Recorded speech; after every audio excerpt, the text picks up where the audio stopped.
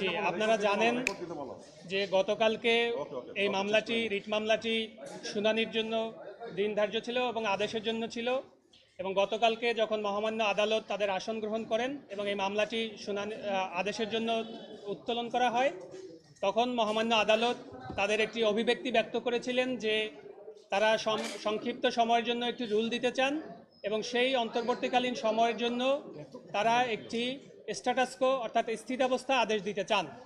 এবং আপনারাও অনেকে গতকালকে আদালতে উপস্থিত ছিলেন, অনেক বিজ্ঞ আইনজীবীও ছিলেন, কিন্তু এরপরে যে একটা পরিস্থিতি তৈরি হয়েছিল সেটা আপনারা নিজেরাও প্রত্যক্ষ করেছেন।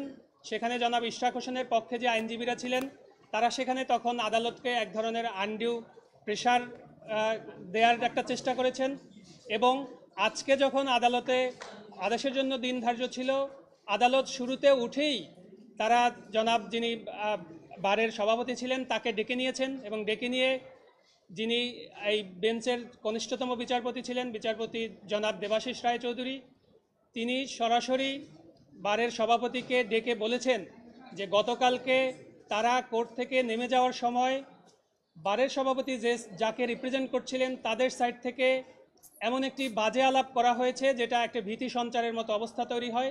সেখানে স্পষ্ট করে বলা হয়েছে যে এই মামলায় যদি রুল দেয়া হয় তাহলে কোর্টে আর বসতে দেব না। কোর্ট আজকে আদেশ দেওয়ার শুরুতেই এই বিষয়ের অবতারণা করেছেন, যে বিষয়টি আপনারাও লক্ষ্য করেছেন। এরপরে কোর্ট আজকে ডিটেল তাদের লিখিত অর্ডার সেটি পাস করেছেন, এবং অর্ডার পাস করে শুধুমাত্র লুকাস স্ট্যান্ডি গ্রাউন্ডে এই আজকের রিটটি খারিজ করেছেন বলে কোর্ট অভিমত ব্যক্ত করেছেন।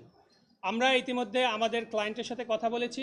আমাদের ক্লায়েন্টের ইনস্ট্রাকশন হচ্ছে আমরা উচ্চতর আদালতে যাব, মহামান্য আপিল বিভাগে আমরা আপিল ফাইল করব, এবং আপিল ফাইল করা অবস্থায় যেহেতু এই বিষয়টি সাবজুডিস ম্যাটার থাকবে, এখানে স্থানীয় সরকার মন্ত্রণালয়ের শপথ পড়ানোর আইনগত কোনো সুযোগ থাকলো না।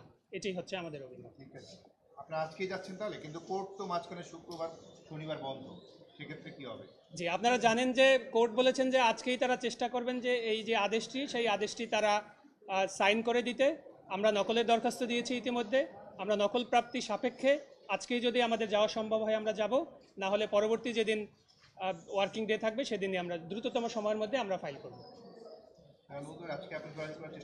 জি, আমরা আপিল ফাইল করার চেষ্টা করব, এবং আমরা সংশ্লিষ্ট যে রেসপন্ডেন্ট ছিলেন তাদেরকে আমরা অ্যাডভোকেট অন রেকর্ডের লয়ার সার্টিফিকেট দিয়ে আমরা বিষয়টি জানিয়ে দেবো যে আমাদের ক্লায়েন্টের থেকে ইনস্ট্রাকশন আছে, আমরা মহামান্য আপিল বিভাগে যাব। একটা বিষয় সেটা যে আপনাদের তো এখন হাইকোর্ট রিজেক্ট করছে, জি, আপনারা আপিল করেন নাই, ইন দ্য মিনটাইম শপথের কোনো বাধা নেই না। এটার ব্যাখ্যাটা হচ্ছে যে স্থানীয় সরকার মন্ত্রণালয় আসলে তার প্রতি ট্রাইব্যুনালের যে রায় সেই রায় কোনো ধরনের নির্দেশনা ছিল না, তারা এটার পার্টিও ছিল না।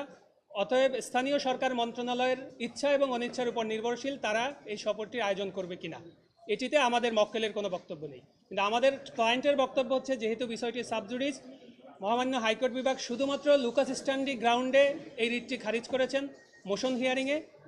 এই পয়েন্টটি আমরা যদি মহামান্য আপিল বিভাগে স্যাটিসফাই করতে পারি, ইনশাল্লাহ আমরা আদেশ পাবো বলে আমরা আশা রাখছি। ঠিক আছে। আমার মক্কেল ঢাকা দক্ষিণ সিটি কর্পোরেশনের একজন রেসিডেন্ট, সে কারণেই তিনি পড়লেন, এখানে অন্য কিছু নিয়ে তো তিনি সংক্ষুব্ধ। হাইকোর্ট তো বলেছে লুকাস স্ট্যান্ড নেই। জি, হাইকোর্ট তার আদেশে বলেছেন যেহেতু এই আদেশ চ্যালেঞ্জ করার সুযোগ আছে, এবং আপনারা আজকে যারা উপস্থিত ছিলেন আপনারাও শুনেছেন হাইকোর্ট অর্ডার পাস করার আগে শুরুতেই বলেছেন যে কোনো পক্ষ সংক্ষুব্ধ হলে আমাদের এই আদেশের বিরুদ্ধে আপনারা উচ্চ আদালতে যেতে পারেন। Thank you. ওকে, ধন্যবাদ। Thank you.